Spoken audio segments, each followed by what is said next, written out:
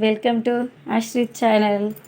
ఇలా మిగిలిన అన్నం ఉంటే ఇట్లా కొత్త ఆవకాయ ఇలా కొంచెం కలుపుకోవాలి. ఇలా మంచి అన్నం కలుపుకొని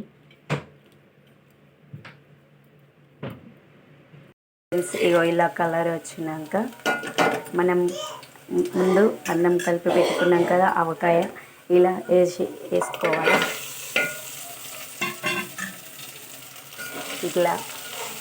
ఇలా కలుపుకొని ఇలా మొత్తం మంచిగా కలుపుకోవాలి. కలుపుకొని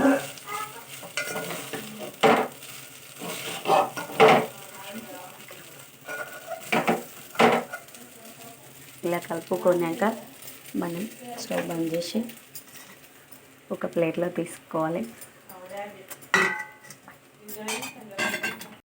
ఆవకాయ అన్నం రెడీ. యమ్మీ టేస్టీ బాగుంటుంది.